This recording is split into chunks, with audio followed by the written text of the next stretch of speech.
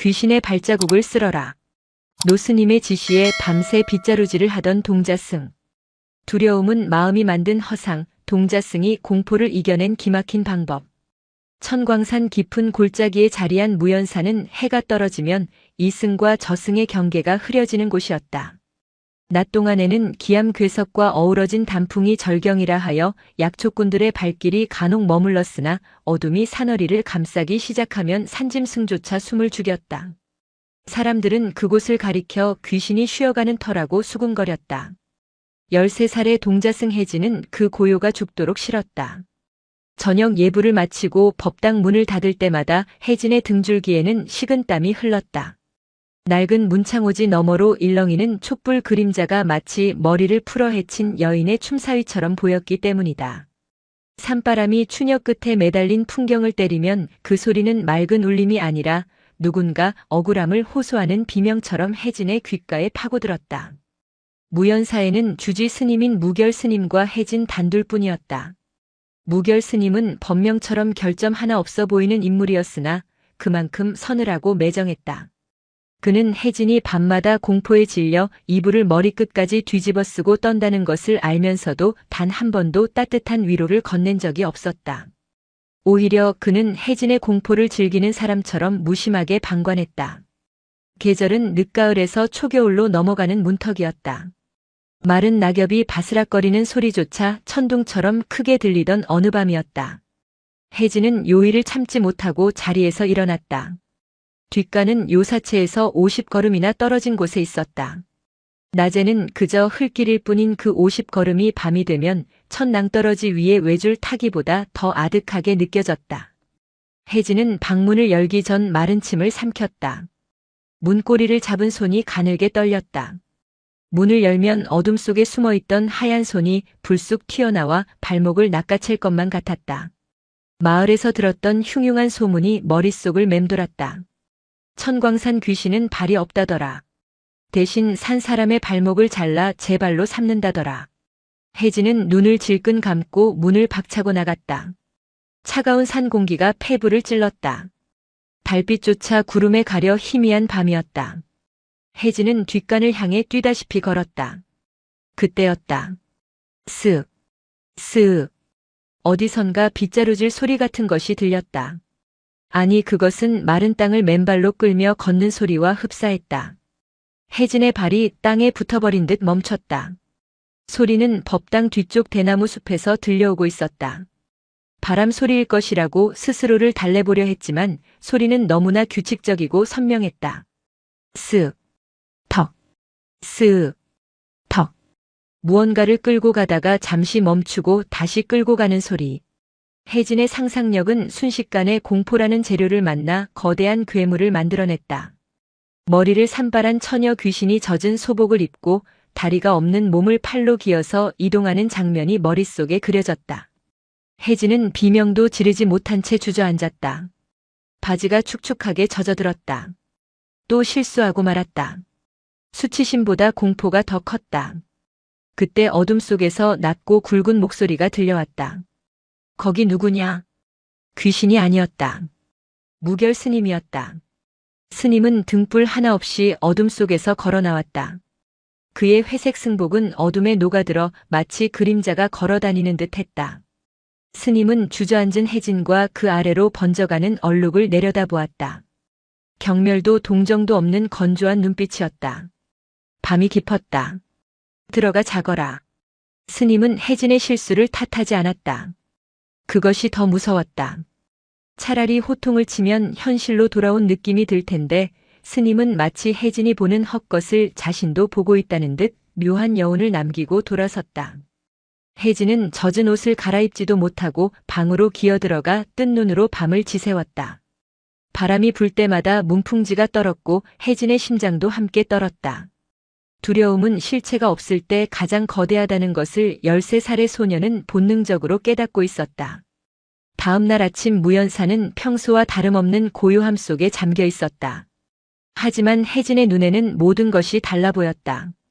마당에 굴러다니는 돌멩이 하나도 어젯밤 귀신이 던져놓은 것 같았고 처마 밑에 고인 빗물 자국도 귀신이 흘린 피눈물처럼 보였다.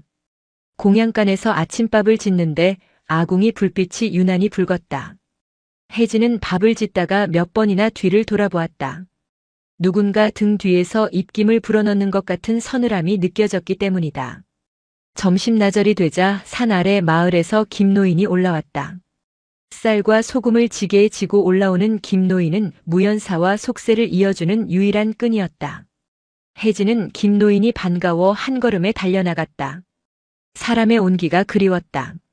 아이고, 우리 동자 스님 얼굴이 반쪽이 되셨네. 잠은 잘 주무시는가? 김노인이 땀을 닦으며 물었다.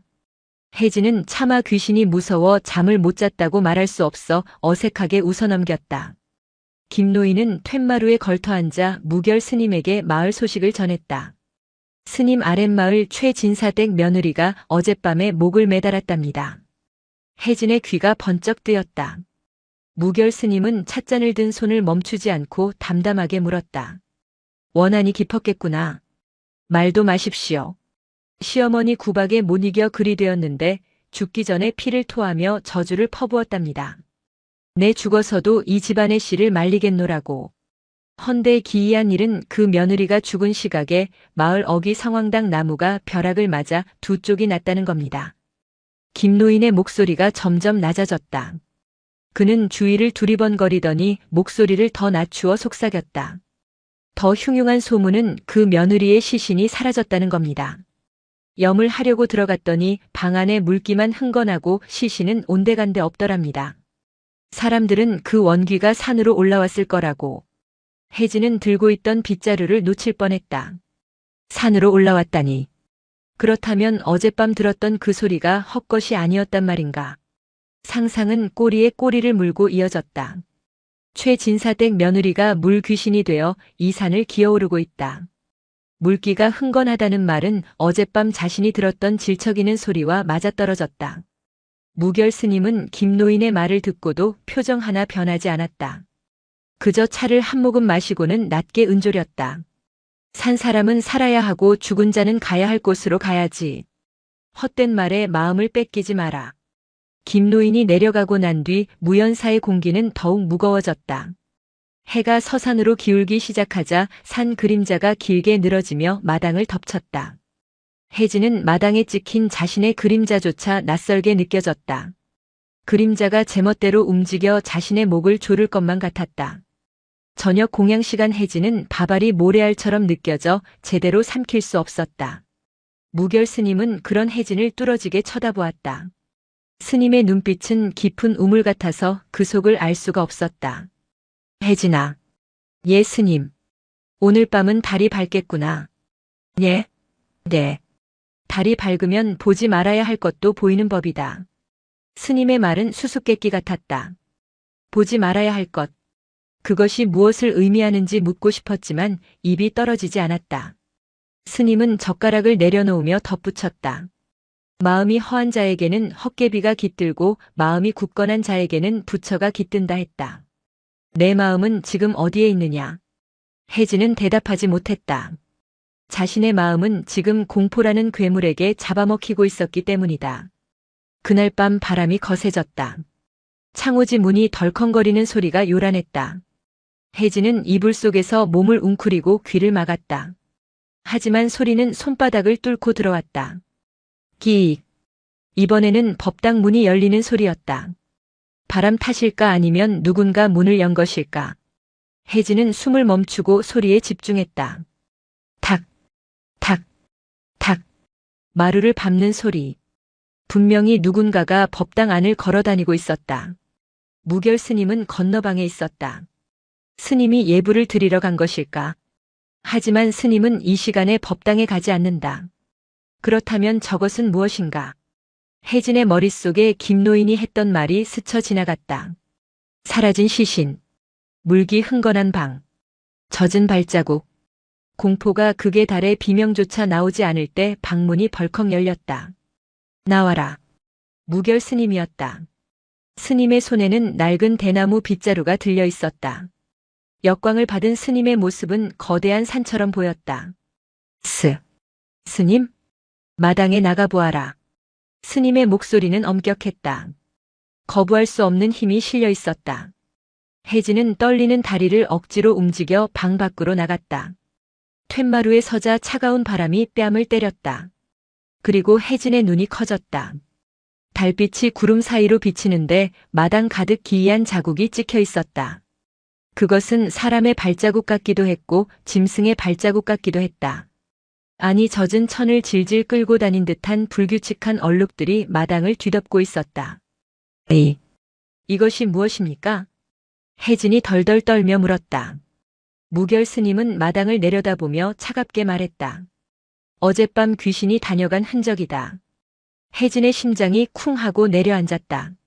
스님이 귀신의 존재를 인정했다. 그것은 지금까지 막연하게 느꼈던 공포와는 차원이 다른 충격이었다. 가장 의지했던 어른이 귀신이 있다고 확언하는 순간 그 공포는 현실이 되었다. 정말 귀신이 보이지 않느냐? 저 수많은 원한의 자국들이. 놈들은 밤새 이곳을 서성이다가 날이 밝기 전에 사라졌다. 하지만 발자국을 남겼으니 다시 찾아올 것이다. 스님은 들고 있던 빗자루를 혜진에게 던져주었다. 날이 밝기 전까지 저 발자국을 전부 쓸어라. 네? 혜진은 자신의 귀를 의심했다. 이 밤중에 귀신이 남긴 발자국을 쓸라니. 그것도 혼자서. 하나라도 남기면 내일 밥은 없다. 아니, 밥이 문제가 아니다. 저 자국이 남아있는 한 귀신은 제 집 드나들 듯 이곳을 찾을 것이다. 내가 살고 싶다면 지워라. 스님은 그 말을 남기고 뒤도 돌아보지 않고 방으로 들어가 버렸다. 문이 닫히는 소리가 사형 선고처럼 들렸다. 홀로 남겨진 혜진은 망연자실하여 마당을 바라보았다. 달빛은 더욱 창백해졌고 바람은 더욱 거세졌다. 마당에 찍힌 얼룩들이 꿈틀거리는 것만 같았다. 저것을 쓸어야 한다. 밟으면 발목이 잘릴 것만 같은 저 불길한 흔적들을. 혜진은 울며 겨자 먹기로 마당으로 내려섰다.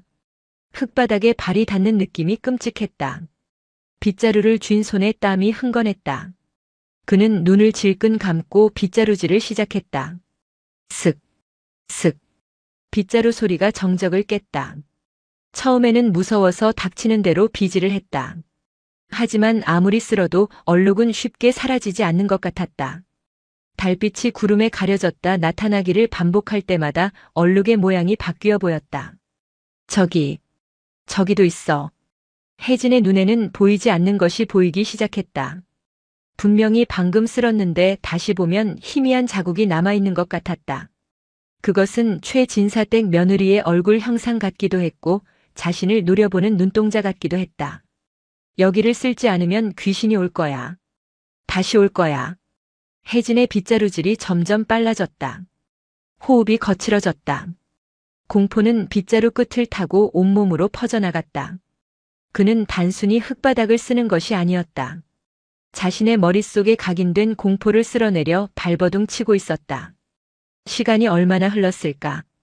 팔이 떨어져 나갈 듯 아프고 허리가 끊어질 듯 쑤셔왔다. 하지만 멈출 수가 없었다. 멈추면 뒤에서 누군가 덮칠 것 같았기 때문이다. 살려주세요. 제발. 입 밖으로 튀어나온 말은 부처님을 찾는 기도가 아니라 살려달라는 애원이었다. 혜진은 울면서 비질을 했다. 눈물 때문에 시야가 흐려져 발자국인지 그림자인지 분간조차 할 수 없었다. 그때 바람이 멈추고 사위가 조용해졌다. 달빛이 구름을 완전히 벗어나 마당을 환하게 비췄다. 혜진은 거친 숨을 몰아쉬며 허리를 폈다. 마당은 깨끗했다. 아니, 깨끗하다 못해 흙이 파일 정도로 쓸려 있었다. 하지만 혜진의 눈에는 여전히 무언가가 보였다. 마당 구석 대추나무 아래에 짙은 그림자가 드리워져 있었다. 그것은 사람의 형상이었다. 혜진은 빗자루를 치켜들고 뒷걸음질 쳤다. 오지 마. 그림자는 움직이지 않았다. 혜진은 눈을 비비고 다시 보았다. 그것은 귀신이 아니라 대추나무 그림자였다. 허탈함과 안도감이 동시에 밀려왔다. 다리에 힘이 풀려 그 자리에 주저앉았다. 앉아서 보니 마당은 전혀 다른 세상처럼 보였다. 자신이 밤새 쓸어낸 것은 무엇이었을까? 흙먼지였을까 아니면 내 마음속의 두려움이었을까? 그 순간 등 뒤에서 인기척이 느껴졌다. 다 쓸었느냐? 무결 스님이었다. 언제 나왔는지 스님은 툇마루에 앉아 혜진을 내려다보고 있었다. 혜진은 화들짝 놀라 일어나며 고개를 숙였다. 네, 스님. 다 쓸었습니다. 아마도 다 없어진 것 같습니다. 그래, 이리 와서 보거라. 스님이 손짓했다.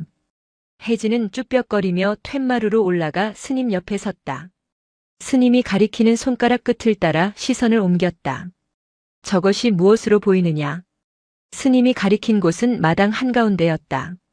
그곳에는 혜진이 미처 발견하지 못한 작고 움푹 패인 자국 하나가 남아 있었다. 혜진의 얼굴이 사색이 되었다. 저것은 가서 확인해 보아라. 혜진은 다시 마당으로 내려갔다. 두려움을 억누르며 그 자국 앞으로 다가갔다. 가까이서 보니 그것은 귀신의 발자국이 아니었다. 스님, 이것은 고라니 발자국 같습니다. 고라니라. 스님은 낮은 웃음소리를 흘렸다. 어젯밤 산짐승이 먹이를 찾아 내려왔다가 흙을 밟고 지나간 모양이구나. 내가 밤새 귀신의 것이라 믿고 쓸어낸 것이 실은 배고픈 짐승의 흔적이었다. 혜진은 멍하니 서 있었다. 그렇다면 어젯밤 들었던 그 괴기스러운 소리도 물기 어린 자국도 모두 산짐승의 소행이었단 말인가. 아니, 그보다 더 중요한 사실이 뇌리를 스쳤다. 나는 밤새 고라니 발자국을 보며 귀신을 상상하고 떨었구나. 허무했다. 그러나 동시에 머릿속을 짓누르던 무거운 돌덩이가 치워지는 기분이었다. 실체를 확인하고 나니 공포는 안개처럼 사라졌다. 혜진아. 예, 스님. 귀신에게 발이 있더냐? 혜진은 잠시 생각하다 고개를 저었다. 들은 적 없습니다. 발도 없는 귀신이 어찌 발자국을 남긴단 말이냐? 내가 밤새 쓸어낸 것은 마당의 흙이 아니다. 내 마음이 만들어낸 허상이다. 스님은 자리에서 일어나며 툭 던지듯 말했다. 그 빗자루는 잘 챙겨두거라. 앞으로도 내 마음이 어지러울 때마다 쓸어야 할 테니까. 빗자루질은 마당을 닦는 것이 아니라 마음을 닦는 것이다.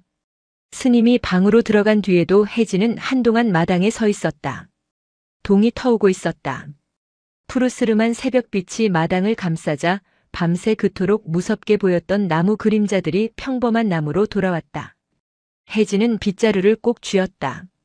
손바닥에 굳은 살이 박일 듯 아팠지만 그 통증이 오히려 생생하게 살아있음을 느끼게 해주었다. 어제와 똑같은 아침이었지만 혜진에게는 전혀 다른 세상이 열리고 있었다. 그러나 이것은 시작에 불과했다. 무연사를 둘러싼 진짜 비밀과 무결 스님이 숨기고 있는 과거는 아직 드러나지 않았다. 산 아래 마을에서 올라온 흉흉한 소문은 단순한 헛소문이 아니었다. 혜진이 겪어야 할 시련은 이제 막 첫 페이지를 넘겼을 뿐이었다. 천광산에 비가 내리기 시작했다. 사흘 밤낮을 쉬지 않고 퍼붓는 가을장마였다. 하늘에 구멍이라도 뚫린 듯 쏟아지는 빗줄기는 무연사의 낡은 기와를 두들겨댔다. 처마 끝에서 떨어지는 낙수 소리가 마치 끊임없는 연불 소리처럼 산사를 휘감았다. 혜진은 법당 마루에 앉아 하염없이 내리는 비를 바라보았다.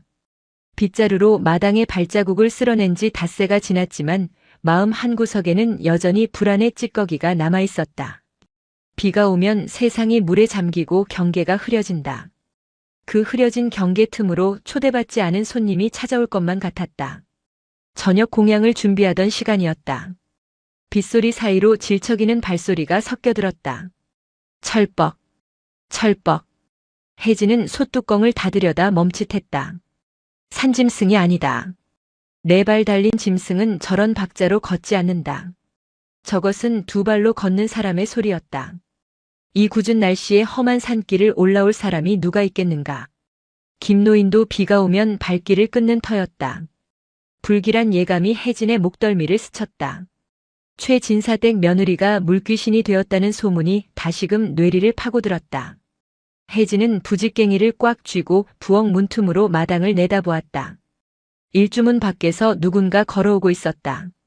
회색빛 비안개 속에서 나타난 형체는 삿갓도 쓰지 않은 채 비를 맞고 있었다. 젖어서 축 늘어진 무명옷이 몸에 달라붙어 있어 마치 물에서 막 걸어 나온 시신 같았다. 힉. 혜진의 입에서 헛바람이 샜다. 형체는 비틀거리지도 않고 곧장 법당을 향해 다가왔다. 창백한 얼굴에 검은 머리카락이 비에 젖어 얼굴을 반쯤 가리고 있었다. 혜진이 뒷걸음질 치며 주저앉으려던 찰나 요사체 문이 열리고 무결 스님이 나왔다. 스님은 우산도 없이 마당으로 내려섰다. 쏟아지는 비가 스님의 승복을 순식간에 적셨지만 그는 아랑곳하지 않고 그 형체를 향해 걸어갔다. 멈추시오. 스님의 목소리가 빗소리를 뚫고 울려 퍼졌다. 형체가 멈춰섰다. 혜진은 숨을 죽이고 지켜보았다. 귀신이라면 스님의 호통에 사라지거나 흉측한 본색을 드러낼 것이다. 하지만 형체는 털썩 무릎을 꿇었다. 스님, 제 딸을 살려주십시오. 귀신이 아니었다. 사람이었다. 그것도 목소리가 쉰 중년의 여인이었다. 여인은 진흙바닥에 이마를 찌우며 오열했다. 빗물과 눈물이 뒤섞여 바닥으로 흘러내렸다. 혜진은 그제야 긴장을 풀고 부엌 밖으로 나왔다. 자세히 보니 여인의 행색은 남루하기 짝이 없었다. 발은 집신조차 신지 않은 맨발이었고 발바닥은 산길의 돌부리에 찢겨 피투성이었다. 무결 스님은 여인을 일으켜 세우지 않았다. 차가운 눈으로 내려다보며 물었다. 이미 죽은 사람을 어찌 살린단 말이오? 여인은 고개를 들었다. 퀭한 눈에 광기가 서려 있었다. 죽지 않았습니다. 밤마다 제 꿈에 나옵니다. 춥다고 살려달라고 옵니다. 최진사대 것들이 내 딸을 죽여놓고 시신도 찾지 못해 구천을 떠돌게 만들었습니다. 스님께서 법력이 높다 들었습니다. 제발 제 딸의 넋이라도 거두어 주십시오. 여인은 최진사댁 며느리의 친정어머니였다. 딸을 잃은 슬픔이 여인을 반쯤 미치게 만든 것이었다. 마을 사람들은 귀신이 무서워 피했지만 어미는 귀신이 된 딸이라도 만나고 싶어 이 험한 산길을 맨발로 기어 올라온 것이다. 혜진의 가슴 한구석이 찡해졌다. 무서움보다 슬픔이 더 크게 다가왔다. 하지만 무결 스님의 반응은 냉정했다. 돌아가시오. 여기는 죽은 자를 위한 곳이 아니오. 스님, 부처님의 자비가 있다면 이러실 수 없습니다. 여인이 스님의 바짓단을 잡고 매달렸다. 스님은 여인의 손을 뿌리치지 않았지만 그렇다고 잡아주지도 않았다. 죽은 자는 말이 없는데 산자가 시끄럽구나. 당신이 딸을 붙잡고 놓지 않으니 딸이 저승으로 가지 못하고 이승을 맴도는 것이오. 딸을 귀신으로 만드는 것은 최진사댁이 아니라 바로 당신의 집착이오. 스님의 말은 비수처럼 날카로웠다. 여인은 충격을 받은 듯 멍하니 스님을 올려다보았다. 제 집착이라고요? 그렇소. 슬픔이 지나쳐 원한이 되면 그것이 곧 악귀가 되는 법. 당신의 눈을 보시오. 딸을 사랑하는 어미의 눈이 아니라 세상 모두를 저주하는 악귀의 눈을 하고 있지 않소. 여인은 떨리는 손으로 자신의 얼굴을 감싸쥐었다. 그리고 짐승 같은 울음소리를 토해냈다. 그 소리는 빗소리보다 더 처절하게 천광산을 울렸다. 혜진은 어쩔 줄 몰라 하며 서 있었다. 스님이 너무 매정해 보였다. 그러나 스님은 여인이 빗속에서 통곡하도록 내버려 두었다. 한참 뒤 여인의 울음소리가 잦아들 무렵 스님은 비로소 혜진을 불렀다. 혜진아. 예 스님. 따뜻한 물을 데워오너라. 그리고 마른 옷도 한 벌 준비해라. 혜진은 안도하며 서둘러 부엌으로 뛰어갔다. 아궁이에 불을 지피며 생각했다. 스님의 차가움은 단순한 냉정이 아니라 골문 상처를 터뜨리기 위한 칼날 같은 것이었을까? 여인은 그날 밤 무연사 객방에서 묵게 되었다. 밤새 여인의 흐느낌 소리가 들려왔지만 혜진은 더 이상 이불을 뒤집어 쓰지 않았다. 그 소리가 공포가 아닌 슬픔이라는 것을 알았기 때문이다. 비가 그치고 며칠 뒤 무연사의 고요가 다시 한번 깨졌다. 이번에는 여인의 울음소리가 아니었다. 거칠고 사나운 고함 소리가 일주문을 넘어왔다. 이놈들아, 땡중 놈들아 나와라. 마당을 쓸던 혜진은 소스라치게 놀라 빗자루를 놓쳤다. 일주문으로 들어선 이들은 건장한 사내 다섯이었다. 손에는 몽둥이와 낫이 들려 있었다. 그들은 산 아래 최진사댁의 하인들이었다. 가장 앞에 선 사내가 험악한 인상을 쓰며 소리쳤다. 감히 죄인의 어미를 숨겨줘? 최진사 어른께서 그년이 여기 있다는 소식을 듣고 진노하셨다. 당장 그 미친년을 끌어내라. 여인은 아직 몸을 추스르지 못해 객방에 누워 있었다. 혜진은 두려움에 다리가 후들거렸다. 낯을 든 사내들의 눈빛은 살기로 번들거렸다. 귀신보다 더 무서운 것은 성난 사람들이었다. 그때 법당 문이 열리고 무결 스님이 걸어 나왔다. 스님은 뒷짐을 진 채 천천히 계단을 내려왔다. 그의 표정은 며칠 전 빗속에 서 있을 때처럼 고요했다. 절은 부처님의 도량이다. 쇠붙이를 든 자는 들어올 수 없다. 나가거라. 스님의 낮은 목소리에 위엄이 서려 있었다. 하지만 사내들은 코웃음을 쳤다. 웃기고 있네. 야, 저 땡중놈부터 끌어내. 우두머리의 지시에 사내 둘이 몽둥이를 휘두르며 스님에게 달려들었다. 혜진은 비명을 질렀다. 스님, 피하세요. 하지만 스님은 피하지 않았다. 몽둥이가 스님의 어깨를 내리치려는 순간 믿을 수 없는 일이 벌어졌다. 스님이 아주 작은 동작으로 몸을 틀었을 뿐인데 사내의 몽둥이가 허공을 갈랐고 그 탄력에 의해 사내는 제풀에 고꾸라졌다. 뒤이어 달려든 다른 사내가 낫을 휘둘렀다. 스님은 낫을 든 사내의 손목을 가볍게 낚아챘다. 우두둑. 으악. 뼈가 어긋나는 소리와 함께 사내가 비명을 지르며 낫을 떨어뜨렸다. 스님은 사내를 밀치지도 때리지도 않았다. 그저 흐르는 물처럼 상대의 힘을 이용해 제압했을 뿐이었다. 순식간에 두 사내가 바닥에 나뒹굴자 나머지 셋은 주춤거리며 뒷걸음질 쳤다. 혜진은 입을 다물지 못했다. 평소 느릿하게 빗자루질이나 하던 스님에게서 상상도 못할 무의가 뿜어져 나왔다. 스님은 쓰러진 사내들을 거들떠보지도 않고 우두머리를 응시했다. 너희 주인이 시키더냐? 우두머리는 침을 꿀꺽 삼켰다. 스님의 눈빛에서 살기는 느껴지지 않았다. 하지만 그 텅 빈 눈동자는 마치 깊은 심연처럼 빨려 들어갈 듯한 공포를 주었다. 그것은 수많은 전장을 겪어본 자만이 가질 수 있는 눈빛이었다. 너 정체가 뭐야? 우두머리가 떨리는 목소리로 물었다. 무결 스님은 소매 안에서 염주를 꺼내 돌리며 말했다. 과거의 죄를 씻기 위해 삭발한 죄인일 뿐이다. 하지만 내 도량에서 또다시 피냄새를 풍기게 한다면 그때는 염주가 아니라 다른 것을 들지도 모른다. 다른 것. 그 말이 무엇을 의미하는지 사내들은 본능적으로 알아차렸다. 스님의 손에 있는 굳은 살은 목탁을 두드려 생긴 것이 아니라 오랜 세월 검을 쥐어 생긴 것이었음을. 가자. 우두머리가 겁에 질려 소리쳤다. 사내들은 부상당한 동료를 부축해 황급히 도망쳤다. 그들의 뒷모습이 사라질 때까지 스님은 미동도 하지 않았다. 혜진은 떨리는 가슴을 진정시키며 스님에게 다가갔다. 스님, 괜찮으십니까? 스님은 그제야 긴장을 풀고 한숨을 내쉬었다.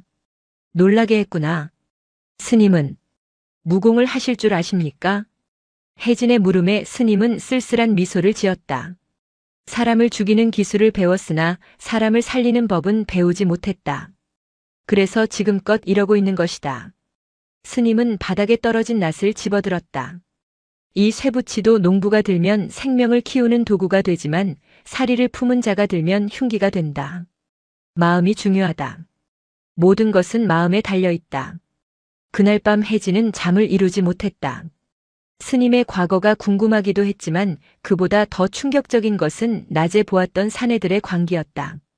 귀신은 밤에만 나타나지만 악한 마음을 먹은 사람은 낮에도 나타나 해를 끼친다. 어쩌면 진짜 두려워해야 할 것은 눈에 보이지 않는 귀신이 아니라 눈에 보이는 사람의 악일지도 모른다는 생각이 들었다. 최진사댁 하인들이 다녀간 후 마을과의 왕래는 완전히 끊겼다. 김노인조차 발길을 하지 않았다. 절에 비축해둔 쌀과 소금이 바닥을 보이기 시작했다. 스님은 개의치 않고 죽으로 끼니를 때웠지만 한창 자라나는 혜진에게는 고역이었다. 오늘은 산에 가서 더덕이라도 캐와야겠다. 스님이 망태기를 챙기며 말했다. 혜진도 서둘러 따라 나섰다. 절에 혼자 남아있는 것이 무서웠기 때문이다. 두 사람은 사람이 다니지 않는 깊은 산속으로 들어갔다. 단풍이 절정에 달한 천광산은 붉게 타오르고 있었다. 바스락거리는 낙엽 소리가 정겨웠지만 혜진은 자꾸만 뒤를 돌아보았다. 누군가 쫓아오는 것 같은 불안감을 떨칠 수가 없었다. 스님은 말없이 앞장서 걸었다. 험한 산길을 걷는 스님의 발걸음은 깃털처럼 가벼웠다. 한참을 올라가 인적이 완전히 끊긴 깊은 골짜기에 다다랐을 때였다. 스님이 갑자기 자리에 멈춰섰다. 그리고 손을 들어 혜진을 제지했다. 움직이지 마라. 스님의 목소리가 낮고 긴장되어 있었다. 혜진은 숨을 멈추고 앞을 바라보았다. 바위 너머 덤불 속에서 거대한 무언가가 걸어 나오고 있었다. 황금빛 털의 검은 줄무늬. 이마에 새겨진 왕자. 호랑이였다. 그것도 집채만 한 크기의 산군이었다. 혜진의 심장이 멎는 듯 했다. 다리에 힘이 풀려 주저앉고 싶었지만 몸이 굳어 움직일 수 없었다.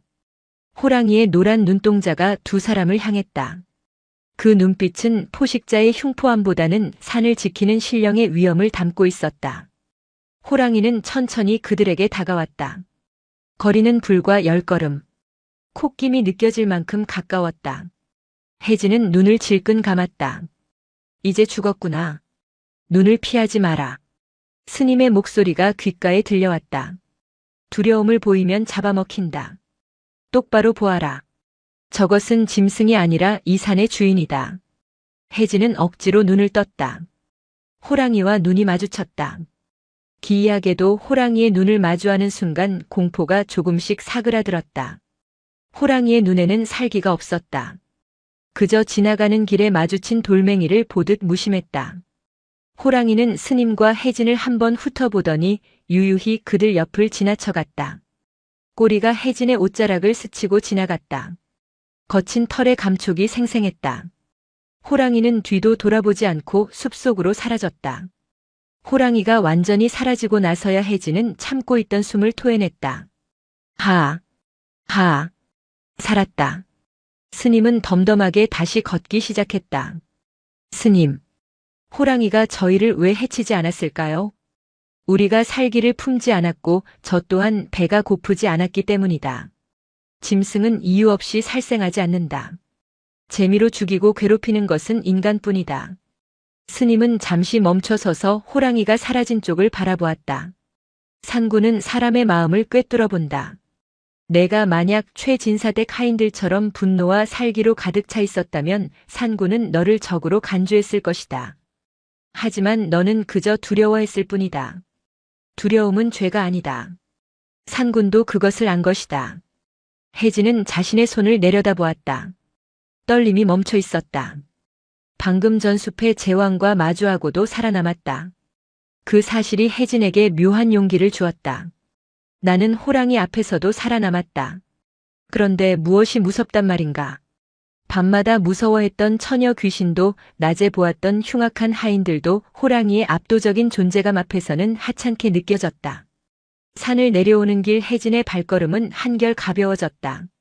스님이 캐낸 더덕의 향이 흙냄새와 어우러져 코끝을 간지럽혔다. 그러나 절에 도착했을 때 그들을 기다리고 있는 것은 평화가 아니었다. 법당 앞에 낯선 가마가 놓여 있었다. 그리고 그 옆에는 최진사가 서 있었다. 그의 옆에는 관아의 포졸들까지 대동하고 있었다. 최진사의 얼굴은 붉게 상기되어 있었다. 저기 온다. 저 중놈을 당장 포박해라. 포졸들이 육모방망이를 들고 달려들었다. 무결 스님은 도망치지 않았다. 스님은 혜진을 등 뒤로 숨기며 나직하게 말했다. 혜진아, 눈을 감거라. 이번에는 산군보다 더 무서운 짐승들을 상대해야 할 것 같구나. 혜진은 스님의 등 뒤에서 옷자락을 꽉 움켜쥐었다. 호랑이를 보며 얻었던 용기가 다시 시험대에 오르고 있었다. 관아의 포졸들이 무결 스님의 양팔을 결박했다. 굵은 오라줄이 스님의 승복을 파고들었지만 스님은 미동조차 하지 않았다. 최진사는 의기양양하게 콧수염을 쓰다듬으며 소리쳤다. 이 요망한 중놈이 내 며느리를 홀려 죽음에 이르게 하고 시신마저 유기했다는 증언이 나왔다. 당장 끌고 가라. 혜진이 울부짖으며 스님의 다리에 매달렸다. 아닙니다. 우리 스님은 그런 분이 아닙니다. 놔주세요. 포졸 하나가 발길질로 혜진을 걷어차려 했다. 그때 결박된 스님의 몸에서 서늘한 기운이 뿜어져 나왔다. 스님이 고개를 돌려 포졸을 노려보자 포졸은 흠칫 놀라 발을 멈췄다. 아이는 건드리지 마라. 순순히 갈 테니. 스님은 바닥에 나뒹구는 혜진을 일으켜 세울 수 없었다. 묶인 손 대신 따뜻한 눈빛으로 혜진을 감쌌다. 혜진아. 스님. 가지 마세요. 저를 비우지 마라. 그리고 잊지 마라. 두려움은 실체가 없다. 내가 보고 듣는 것의 절반은 내 마음이 지어낸 것이다.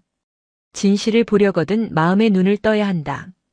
스님은 그 말을 남기고 포졸들에게 이끌려 산을 내려갔다.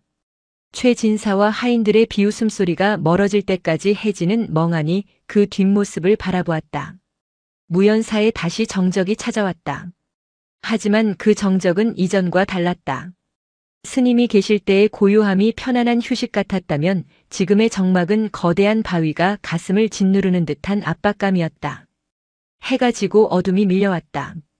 혜진은 법당 문을 걸어 잠그고 불상 앞에 웅크리고 앉았다.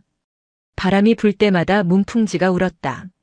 예전 같으면 귀신의 울음소리라 생각했겠지만 지금은 그 소리가 스님의 연불 소리처럼 들려 더욱 가슴이 아려왔다. 스님은 죄가 없어. 최진사가 거짓말을 한 거야. 혜진은 주먹을 꽉 쥐었다. 억울함이 공포를 밀어내고 있었다. 그때였다. 사각, 사각. 마당에서 또다시 소리가 들려왔다. 빗자루질 소리 같기도 하고 누군가 발을 끄는 소리 같기도 했다. 혜진의 심장이 쿵쿵 뛰기 시작했다. 스님도 안 계신 지금 진짜 귀신이 나타난다면 누가 나를 지켜줄 것인가. 혜진은 눈을 감고 주문을 외우듯 중얼거렸다. 마음이 만든 허상이야. 고란이야. 그냥 고란이일 뿐이야. 하지만 소리는 점점 더 가까워졌다. 이번에는 법당 문 바로 앞에서 멈췄다. 그리고 문살을 긁는 소리가 났다. 드르륵. 탁. 고란이는 문을 긁지 않는다. 혜진은 공포에 질려 숨조차 쉴 수 없었다. 문고리가 천천히 돌아가는 것이 보였다. 안에서 잠가두었기에 문은 열리지 않았다. 문 밖의 존재는 한참을 서성이다가 툇마루를 내려가 어디론가 사라졌다. 날이 밝을 때까지 혜진은 뜬 눈으로 밤을 지새웠다. 아침 햇살이 창호지에 스며들자 혜진은 조심스럽게 문을 열고 나갔다. 마당에는 지난번처럼 젖은 자국이 남아있지 않았다. 대신 툇마루 아래 흙바닥에 무언가 떨어져 있었다. 혜진은 그것을 주워들었다. 붉은색 놀이개였다. 아주 고급스러운 비단으로 만든 한눈에 봐도 귀한 물건이었다. 그리고 그 놀이개 끝에는 말라붙은 진흙이 묻어 있었다. 혜진의 머릿속에 번개 같은 깨달음이 스쳤다. 이 산중 암자에 이런 비싼 놀이개를 차고 올 사람은 없다. 산 아래 마을, 그것도 아주 부유한 집 여인이나 찰 수 있는 물건이었다. 최진사댁 며느리. 그녀가 죽기 전에 이곳에 왔던 것일까?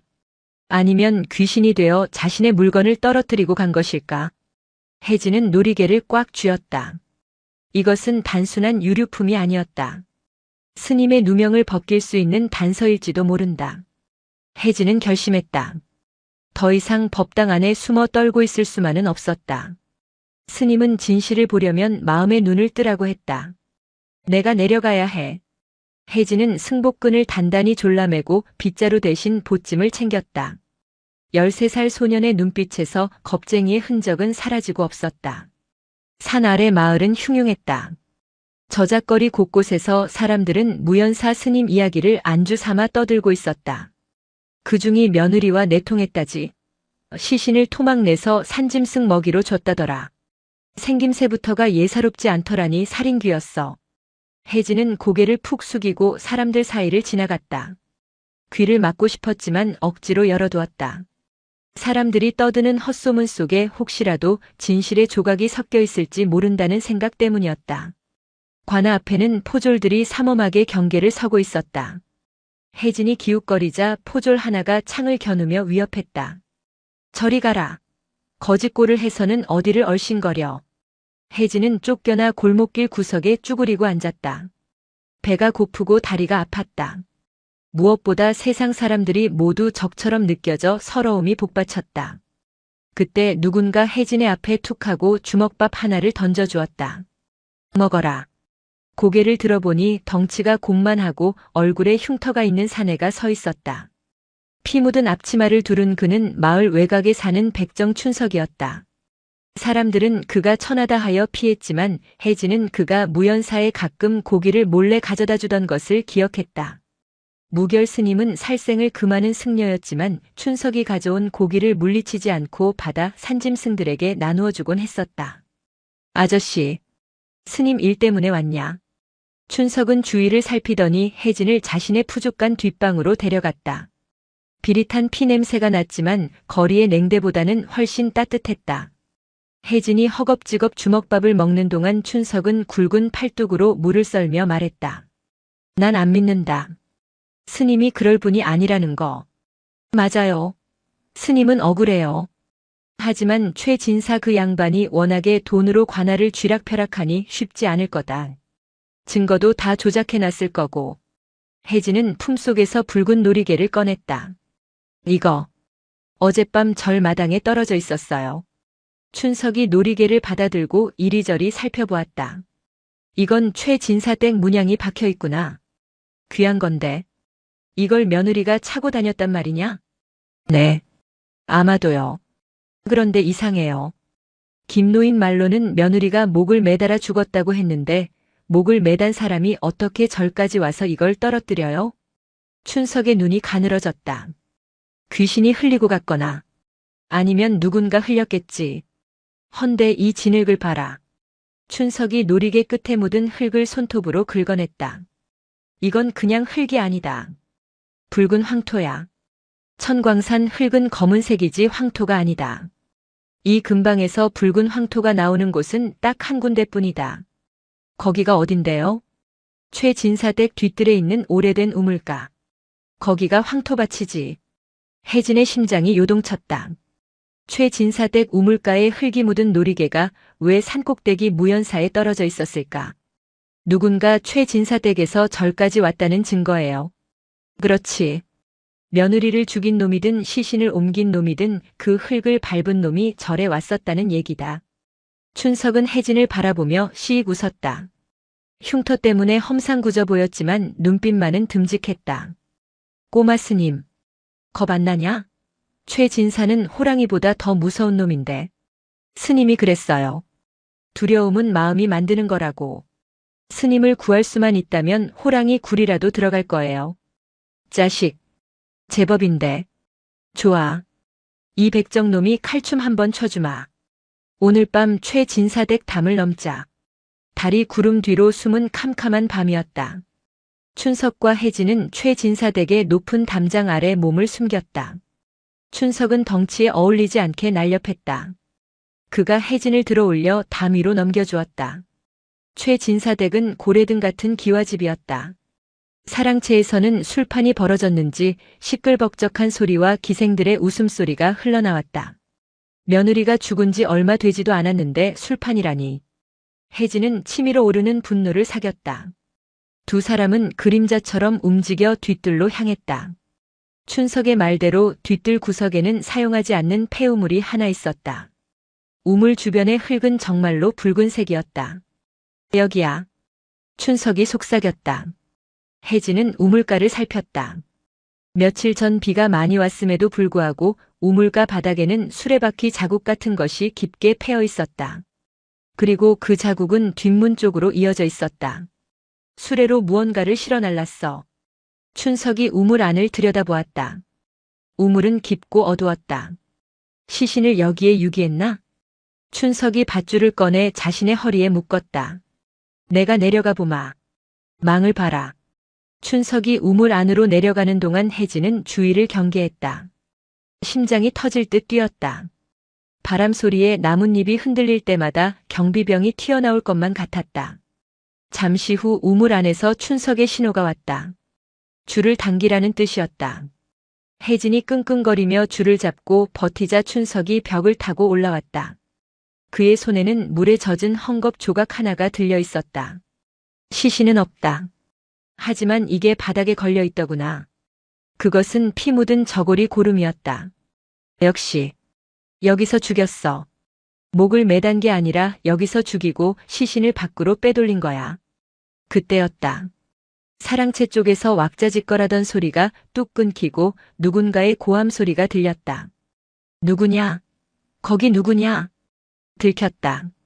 혜진이 너무 긴장한 나머지 뒷걸음질 치다 옹기 항아리를 건드린 탓이었다.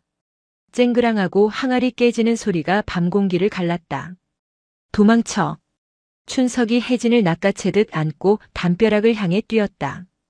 대문이 열리고 횃불을 든 하인들이 개떼처럼 쏟아져 나왔다. 저놈들 잡아라. 도둑이다. 춘석은 혜진을 먼저 담 밖으로 던지다시피 넘겼다.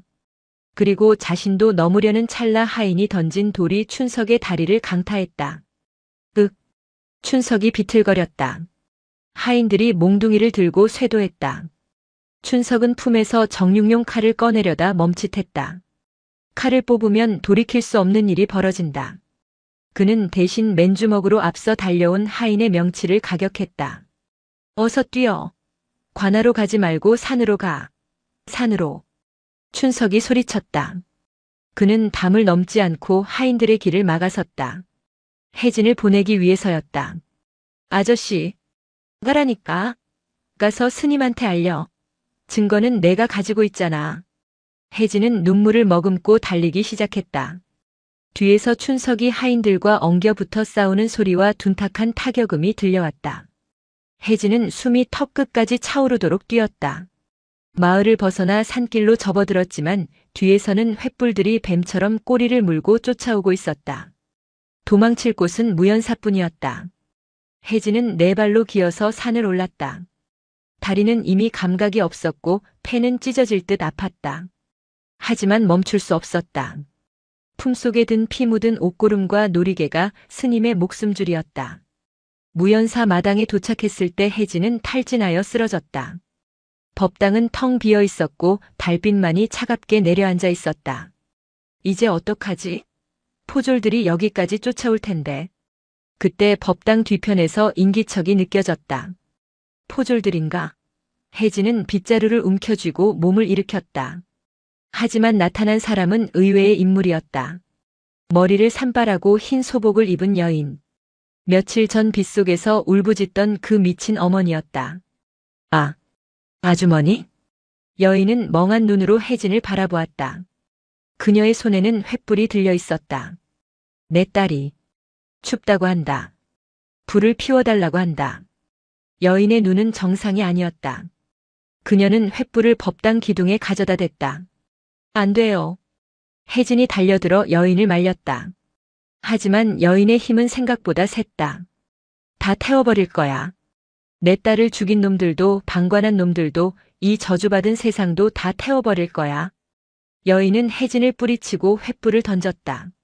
낡은 목재 건물인 법당에 불이 옮겨붙는 것은 순식간이었다.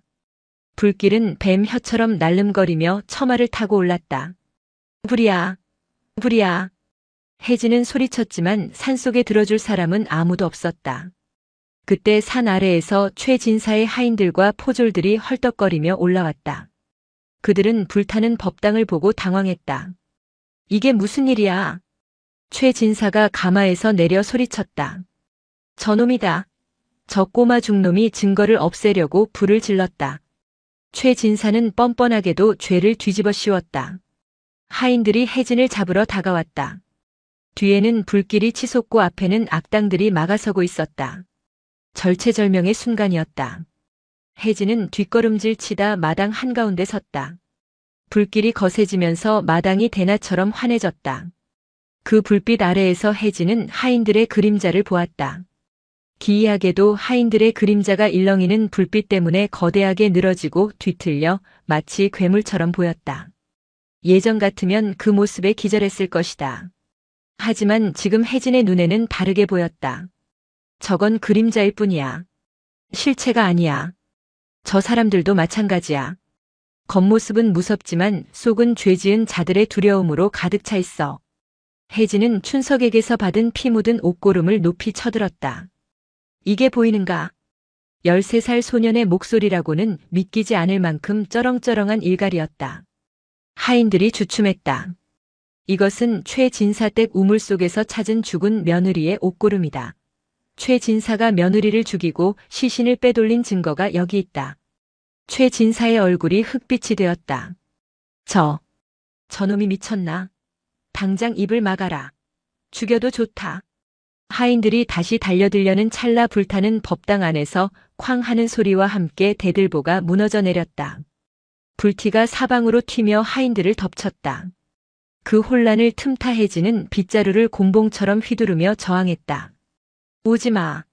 가까이 오면 이 증거를 불 속에 던져버릴 거야. 그럼 영영 찾지 못할 거야. 혜진은 불길을 등지고 벼랑 끝에 섰다. 옷고름을 불길 쪽으로 던지려는 신용을 하자 최 진사가 다급하게 손을 저었다. 멈춰라. 안 돼. 그 옷고름이 사라지면 자신의 죄를 덮을 수도 있지만 반대로 관아에서 재조사할 때 영영 자신의 결백 거짓이지만을 증명할 수 없게 될 수도 있다는 복잡한 계산이 돌아갔다. 혹은 그저 증거가 사라지는 것에 대한 본능적인 불안감일 수도 있었다. 그 대치 상황에서 산 아래쪽에서 웅성거리는 소리가 들려왔다. 비켜라. 암행어사 출두야. 암행어사? 이 산골에? 최 진사와 하인들이 얼어붙었다. 횃불을 든 새로운 무리가 일주문을 통과해 들어왔다. 그들의 선두에는 밧줄에 묶인 채 끌려갔던 무결 스님이 서 있었다. 그리고 그 옆에는 관복을 입은 사내가 위엄있게 서 있었다. 스님의 눈이 불타는 법당과 그 앞에 홀로 서 있는 혜진을 향했다. 혜진아. 혜진은 그제야 참고 있던 눈물을 터뜨리며 자리에 주저앉았다. 손에 쥔 옷고름은 놓지 않은 채였다. 무결 스님은 결박이 풀린 상태였다. 스님이 천천히 걸어와 혜진을 일으켜 세웠다. 등 뒤에서는 법당이 무너져 내리며 거대한 불기둥을 만들고 있었다. 마치 그들의 업보를 태우는 거대한 화형식 같았다. 잘 버텼다. 내 제자야. 스님의 손이 혜진의 어깨를 감쌌다. 불길보다 더 뜨거운 것이 혜진의 가슴 속에서 솟구쳐 올랐다. 불길은 무연사의 대웅전을 집어삼키고 요사체마저 넘보고 있었다. 타닥타닥 나무가 갈라지는 소리가 비명처럼 들렸지만 마당을 지배하는 것은 불의 소리가 아니었다. 암행어사라 불린 사내와 무결 스님 그리고 최 진사 사이의 팽팽한 긴장감이 공기를 얼어붙게 만들었다. 최 진사는 떨리는 입술을 억지로 말아올리며 외쳤다. 암행어사라니. 어디서 감히 관아를 사칭하는가. 저놈들은 내 며느리를 죽인 중놈의 패거리다. 여봐라, 저들을 당장 쳐라. 최 진사의 하인들이 주춤거리며 어사의 무리를 향해 창을 겨누었다. 그때였다. 관복을 입은 사내 민정호가 품에서 묵직한 노쇠패를 꺼내 들었다. 불빛에 반사된 마패에는 5마리의 말이 생동감 있게 새겨져 있었다. 어명이다. 민정호의 호령이 천광산을 울렸다. 상주 목사는 들으라. 지금 이 순간부터 본관이 이곳의 군권을 통솔한다. 역적을 비호하는 자는 그 자리에서 참수할 것이다. 어사와 함께 온 군졸들이 칼을 뽑아들었다. 그들의 기세는 최 진사의 오합지졸 하인들과는 차원이 달랐다. 관아의 포졸들조차 마패를 보자마자 사색이 되어 무릎을 꿇었다.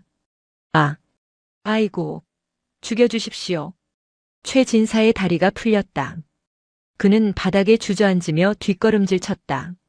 이건 모함입니다. 저 중놈이 요술을 부려 나를 음해하는 것입니다. 무결 스님은 불타는 법당을 등지고 천천히 최 진사 앞으로 걸어갔다.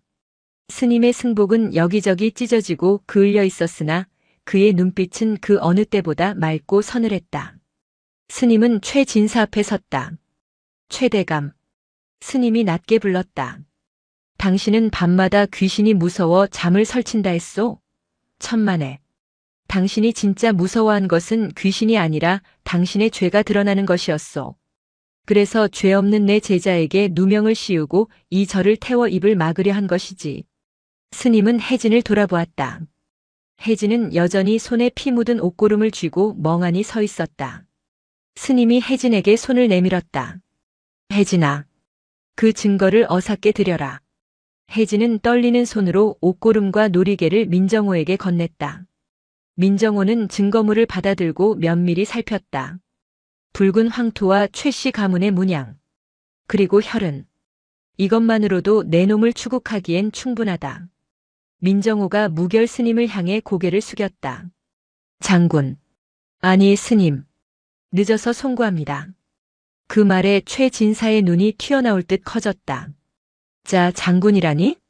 민정호는 차갑게 웃으며 말했다. 이분은 10년 전 북방을 호령하던 흑호 장군이시다. 스스로 벼슬을 버리고 불문에 귀의하셨으나 그분의 충정과 무의를 모르는 이는 조정에 없다. 내 놈이 감히 누구를 건드렸는지 이제 알겠느냐? 최진사는 거품을 물고 기절했다. 포졸들이 달려들어 최진사와 그의 하인들을 밧줄로 묶었다. 죄인들이 줄줄이 엮여 내려가는 동안 무결 스님과 혜진은 타오르는 저를 바라보았다. 오랜 세월 비바람을 막아주던 법당이 잿더미로 변해가고 있었다. 혜진의 눈에서 눈물이 주르륵 흘러내렸다.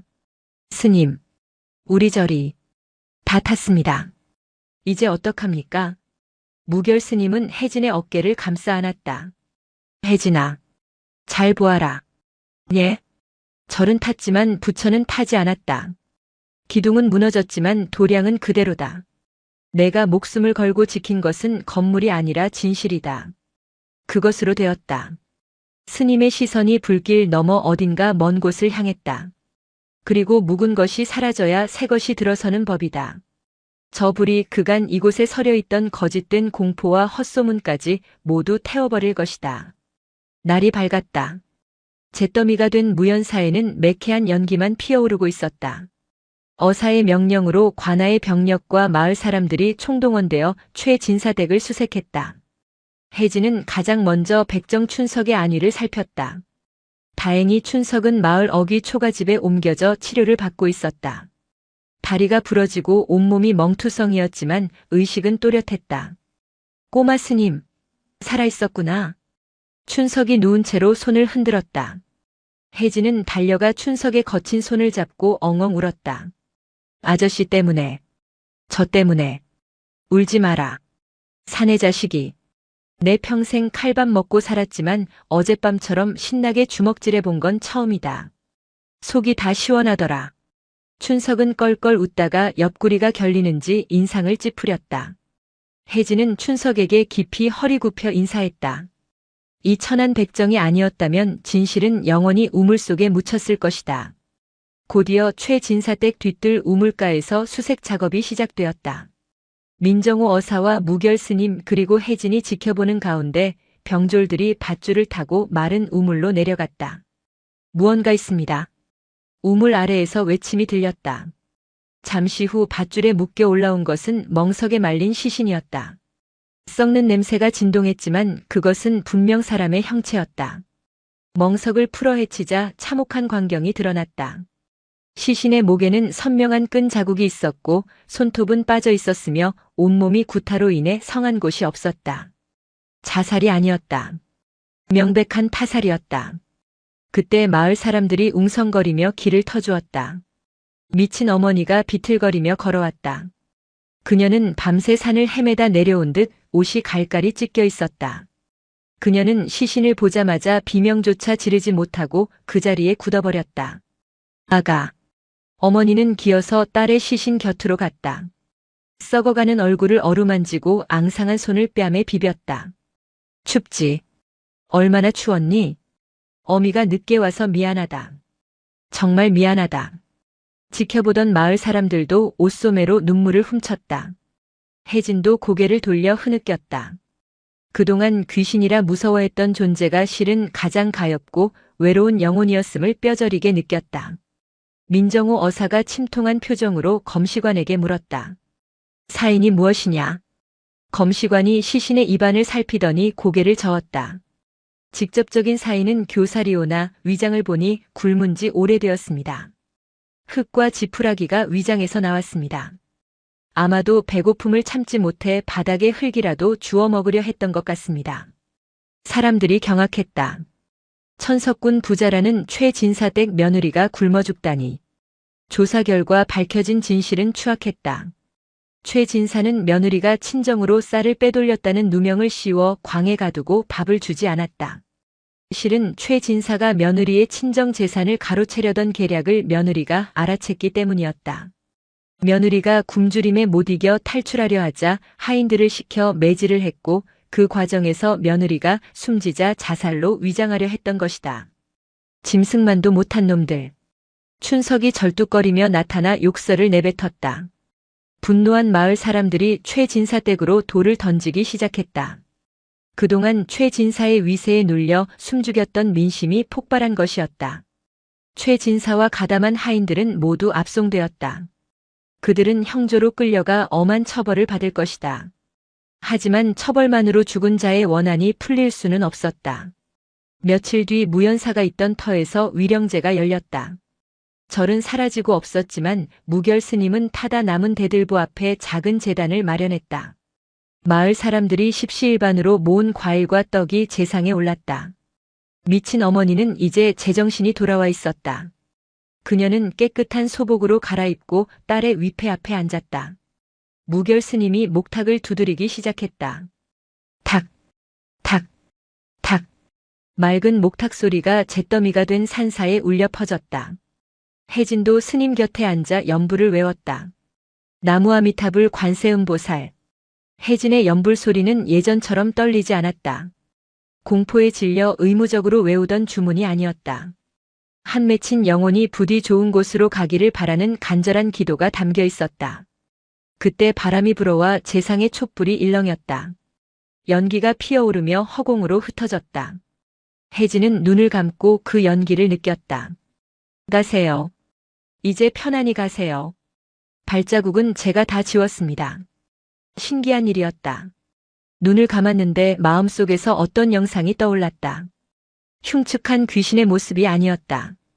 곱게 따은 머리에 새색시 한복을 입은 여인이 환하게 웃으며 손을 흔들고 있었다. 그리고 그 옆에는 자신이 그토록 무서워했던 긴 머리카락의 형상이 꽃비가 되어 내리고 있었다. 굿이 끝날 무렵 어머니가 혜진에게 다가왔다. 그녀는 혜진의 손을 잡고 깊이 고개를 숙였다. 스님, 어린 스님 덕분에 내 딸이 눈을 감았습니다. 그 은혜 죽어서도 잊지 않겠습니다. 아닙니다. 저는 그저, 아니요. 스님이 무서움을 무릅쓰고 나서지 않았다면 내 딸은 영영 구천을 떠도는 악귀로 남았을 겁니다. 스님이 내 딸을 사람으로 돌려놓으셨습니다. 혜진은 어머니의 손등에 떨어진 눈물을 보았다. 그것은 슬픔의 눈물이 아니라 치유의 눈물이었다. 어사가 떠나기 전 민정호는 무결 스님에게 물었다. 장군, 아니 스님, 다시 세상으로 나오실 생각은 없으십니까? 조정에는 스님 같은 분이 필요합니다. 무결 스님은 불타버린 절터를 바라보며 고개를 저었다. 나는 이곳이 좋습니다. 칼로 베는 세상보다 빗자루로 쓰는 세상이 더 편안합니다. 하지만 절이 다 타버렸는데 어찌 지내시렵니까? 절은 다시 세우면 됩니다. 화려한 대웅전은 필요 없습니다. 비바람 피할 지붕과 부처님 모실 마음 한 칸이면 족합니다. 민정호는 아쉬운 듯 고개를 끄덕이고는 말머리를 돌렸다. 언젠가 다시 뵙기를 청하겠습니다. 부디 강건하십시오. 어사 일행이 떠나고 산에는 다시 고요가 찾아왔다. 하지만 그 고요는 예전의 으스스한 정막이 아니었다. 새들이 지저귀고 바람이 나뭇잎을 간지럽히는 평화로운 소리로 가득 찼다. 계절이 바뀌어 첫눈이 내렸다. 잿더미 위에는 하얀 눈이 소복이 쌓여 검은 상처를 덮어주었다. 무결 스님과 혜진은 마을 사람들이 지어준 작은 초가 암자에서 겨울을 나고 있었다. 이른 새벽 혜진은 빗자루를 들고 마당으로 나갔다. 눈 덮인 마당은 아무런 발자국 없이 깨끗했다. 혜진은 빗자루질을 시작했다. 쓱, 쓱. 눈을 쓰는 소리가 경쾌했다. 예전에는 이 소리가 귀신이 기어가는 소리 같아 끔찍했었다. 하지만 지금은 자신의 마음을 정갈하게 닦아내는 수행의 소리처럼 들렸다. 한참 마당을 쓸고 있는데 무결 스님이 방문을 열고 나왔다. 혜진아. 예 스님. 춥지 않으냐? 괜찮습니다. 땀이 날 정도입니다. 스님은 빙그레 웃으며 툇마루에 걸터 앉았다. 그래. 귀신은 보았느냐? 스님의 짓궂은 질문에 혜진은 빗자루를 멈추고 웃었다. 귀신이 어디 있습니까? 다 제 마음이 만들어낸 것인데요. 허허. 이제야 내가 진짜 중이 되어가는구나. 혜진은 다시 빚을 시작했다. 빗자루가 지나간 자리에 길이 생겼다. 그 길은 단순히 눈을 치운 길이 아니었다. 소년이 공포를 극복하고 세상의 진실과 마주하며 만들어낸 성장의 길이었다. 스님, 왜 그러느냐? 저기 산 아래에서 누가 올라옵니다. 혜진이 가리키는 곳을 보니 춘석이 지게에 무언가를 잔뜩 쥐고 낑낑거리며 올라오고 있었다. 다리는 아직 조금 절었지만 표정은 밝았다. 스님, 꼬마 스님, 내 고기 좀 가져왔소. 아 참, 스님은 고기 안 드시지. 이건 꼬마 스님 먹이고 스님은 여기 쌀이나 드슈. 춘석의 호탕한 목소리가 산사에 울려 퍼졌다. 혜진은 빗자루를 내려놓고 춘석을 마중하러 뛰어내려갔다. 하얀 눈 위에 혜진의 발자국이 꾹꾹 찍혔다. 그 발자국은 더 이상 도망치는 자의 비겁한 흔적이 아니었다. 당당하게 세상을 향해 나아가는 힘찬 걸음이었다. 무결 스님은 그 모습을 흐뭇하게 바라보며 혼잣말을 했다. 그래. 마음을 쓸었으니 이제 세상을 쓸 차례로구나. 산사의 하루가 다시 시작되었다. 두려움은 사라지지 않는다. 다만 그것을 바라보는 눈이 달라졌을 뿐이다. 혜진은 이제 알고 있었다. 어둠 속에서 빛나는 것은 달빛이 아니라 바로 자기 자신의 마음이라는 것을. 세월은 화살처럼 빨라 어느덧 5번의 겨울이 지나갔다. 무연사터에는 아담한 법당이 새로 들어섰고 혜진은 이제 18 청년이 되었다. 솜털 보송하던 턱선은 굵어졌고 겁 많던 눈매는 깊고 그윽해졌다. 하지만 변하지 않는 것이 하나 있었다. 새벽마다 마당을 쓰는 혜진의 빗자루질 소리였다. 사각, 사각. 이제 혜진에게 빗질은 노동이 아니었다. 그것은 호흡이었고 수행이었다. 그는 빗자루 끝으로 흙의 결을 느끼며 자신의 마음자리를 살폈다. 평화롭던 산사에 불청객이 찾아온 것은 진달래가 흐드러지게 핀 봄날이었다. 말발굽 소리가 요란하게 산을 깨웠다. 관복을 입은 사내가 숨을 헐떡이며 일주문을 들어섰다. 그는 5년 전 어사출두를 했던 민정호의 부관이었다. 대사님, 긴급한 서신입니다. 무결 스님은 툇마루에서 차를 마시다 서신을 받았다. 봉투를 뜯어 읽어내려가는 스님의 미간이 좁혀졌다. 스님은 한참 동안 침묵하다가 서신을 혜진에게 건넸다. 도성의 밤마다 귀신이 출몰하여 고관들을 죽이고 사라진다 하오. 목이 잘린 시신만 남고 범인의 발자국은 하나도 없어. 사람들은 이를 일러 발 없는 귀신이라 부르며 공포에 떨고 있어. 흑호 장군의 지혜가 절실히 필요하오. 혜진이 서신을 다 읽고 물었다. 스님 가실 겁니까? 내 손에 피를 묻히는 일은 다시 하지 않겠다 맹세했다. 스님은 단호했다. 그러나 혜진은 스님의 눈빛이 흔들리는 것을 보았다. 그것은 두려움이 아니라 과거에 대한 부채감이었다. 스님, 5년 전 스님께서 저에게 말씀하셨지요. 두려움은 피한다고 사라지는 것이 아니라고. 도성의 백성들이 공포에 떨고 있다면 그것 또한 우리가 쓸어내야 할 마음의 먼지가 아닙니까? 어느새 훌쩍 커버린 제자의 말에 무결 스님은 헛웃음을 지었다. 이제는 내가 나를 가르치려 드는구나. 배운 대로 행할 뿐입니다. 스님은 자리에서 일어나 먼 산을 바라보았다. 짐을 챙겨라. 이번 빗자루질은 마당이 아니라 한양 바닥을 쓸어야 할 것 같구나. 한양은 화려했으나 그 이면에는 썩은 냄새가 진동했다. 저작거리에는 활기가 넘쳤지만 밤이 되면 사람들은 문을 걸어 잠그고 숨을 죽였다. 무족귀의 공포가 도성을 집어삼키고 있었기 때문이다. 형조 판서 민정호는 반가움과 미안함이 섞인 얼굴로 그들을 맞이했다. 먼 길 오시게 하여 송구하오. 하지만 사태가 심각하오. 어젯밤에도 병조 참판이 자택에서 살해당했소. 민정호의 안내로 그들은 사건 현장을 방문했다. 참판의 침소는 밀실이나 다름없었다. 방문은 안에서 잠겨 있었고 창문 틈은 좁았다. 바닥에는 핏자국이 흥건했으나 기이하게도 범인이 들어오거나 나간 발자국은 단 하나도 없었다. 보시다시피 귀신이 곡할 노릇이요. 천장도 바닥도 벽도 뜯어보았으나 침입 흔적이 없어. 민정호가 한숨을 쉬었다. 하지만 혜진의 눈은 다른 곳을 향하고 있었다. 그는 방 한가운데 서서 눈을 감았다. 발자국이 없다는 것은 걷지 않았다는 뜻이다. 걷지 않고 이동하려면 날았거나 아니면 처음부터 이 방 안에 있었거나.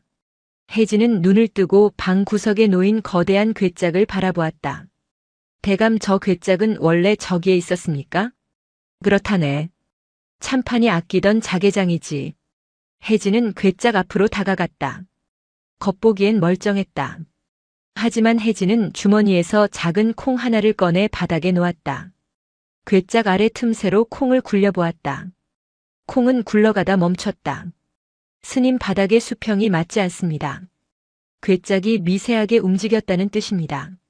무결 스님이 다가와 괴짝을 한 손으로 들어 올렸다. 놀랍게도 괴짝 밑바닥 판자에 사람 하나가 웅크리고 들어갈 만한 비밀 공간이 뚫려 있었다. 그리고 그 공간과 마루 밑으로 통하는 작은 구멍이 연결되어 있었다.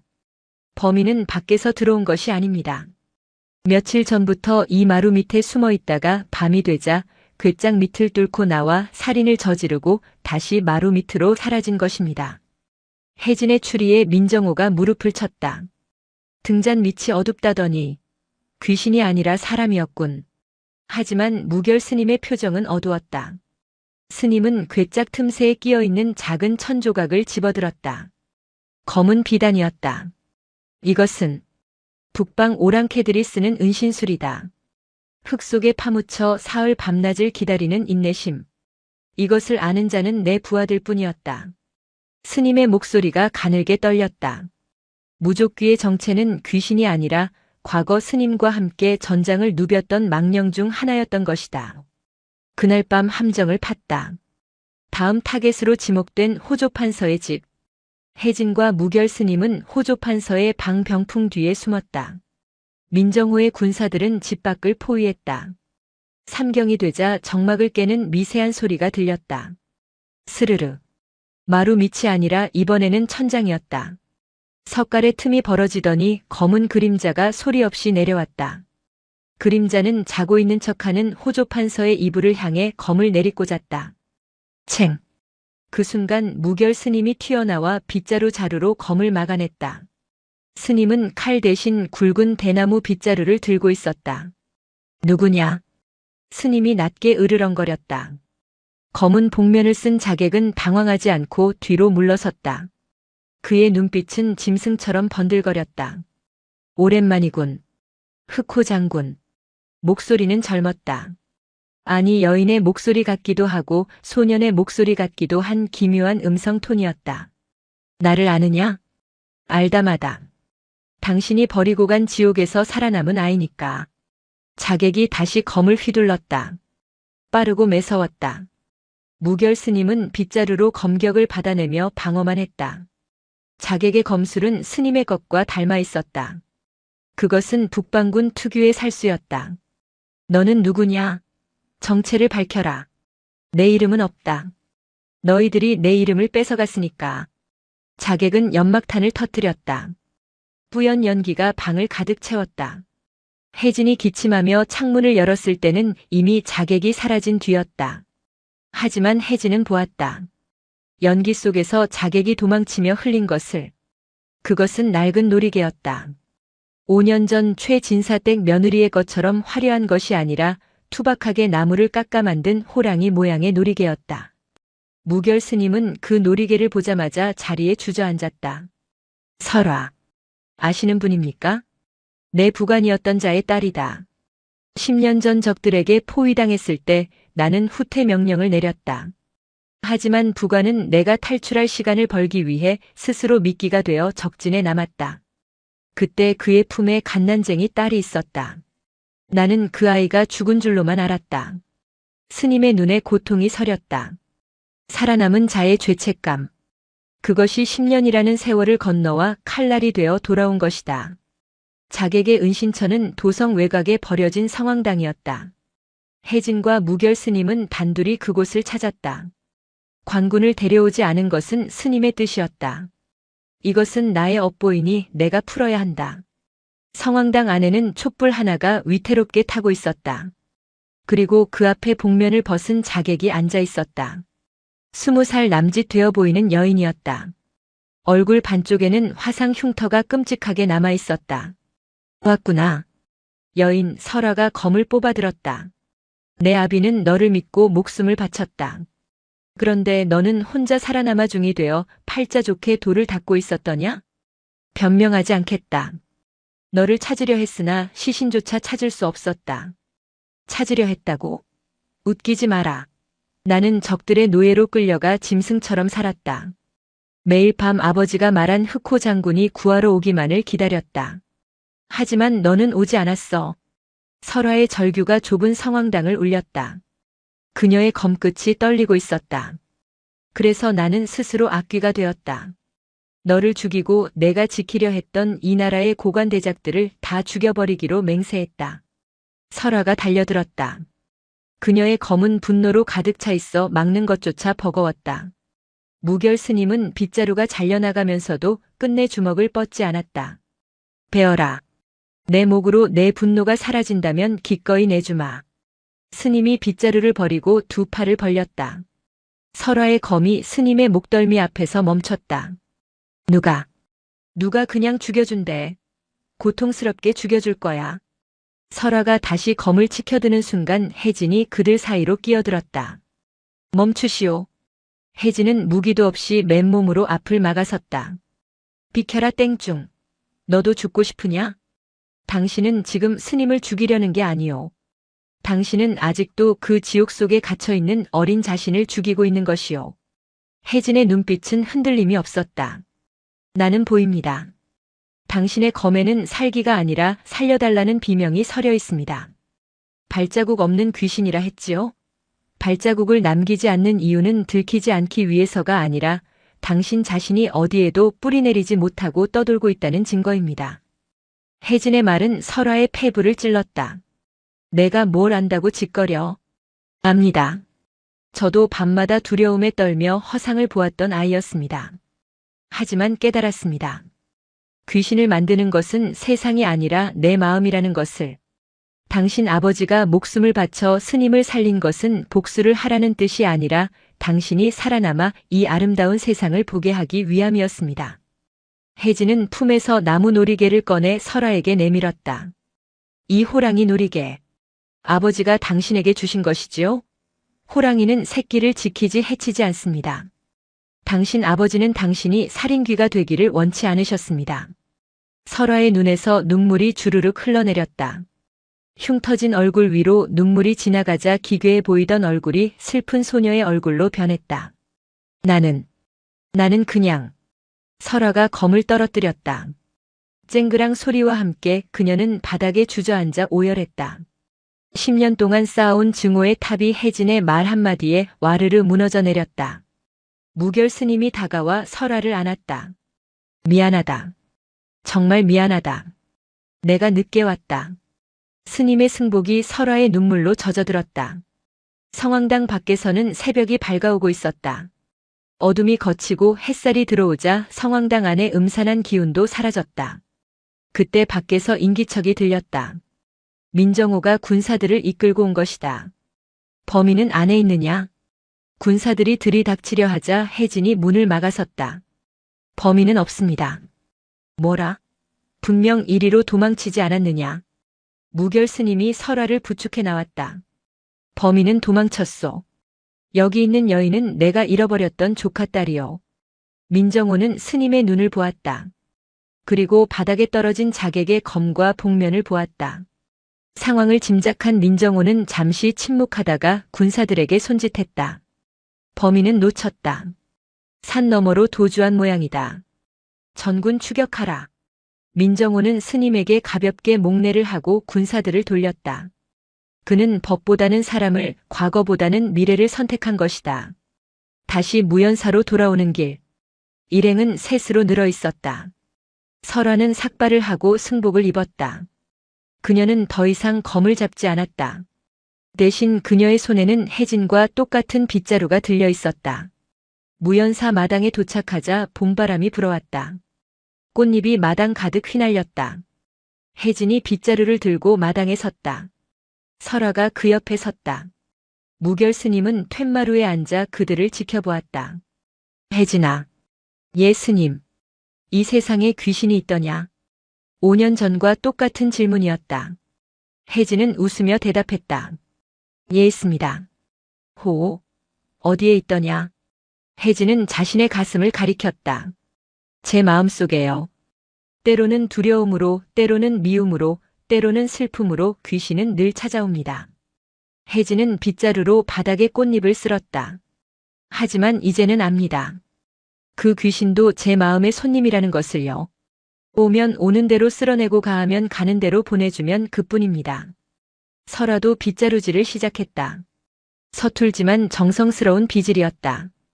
그녀의 얼굴에 새겨진 흉터는 사라지지 않았지만 그 표정은 그 어느 때보다 편안해 보였다. 두 사람의 빗자루 소리가 화음을 이루며 산사에 울려 퍼졌다. 사각, 사각. 그 소리는 마치 세상의 모든 번뇌와 고통을 씻어내는 맑은 계곡물 소리 같았다. 무결 스님은 눈을 감고 그 소리를 들었다. 귀신의 발자국은 없다. 우리가 걷는 이 길이 곧 수행의 길이고 우리가 쓰는 이 마음이 곧 부처의 뜰이다. 두려움은 사라지지 않는다. 다만 내가 만든 것이었음을 알고 담담히 쓸어낼 뿐이다. 바람이 불었다. 빗자루가 지나간 자리에 햇살이 내려앉았다. 마당은 비어있으나 가득 차 있었다. 영상이 마음에 드셨다면 구독과 좋아요 부탁드립니다. 이야기 속 혜진이처럼 여러분의 마음속에도 자꾸만 되살아나 괴롭히는 지우고 싶은 발자국 걱정, 후회, 두려움이 있나요? 댓글로 털어놓으시면 오늘 이 이야기의 빗자루로 싹 쓸어내 드리겠습니다. 드리겠습니다. 드리겠습니다. 드리겠습니다. 드리겠습니다.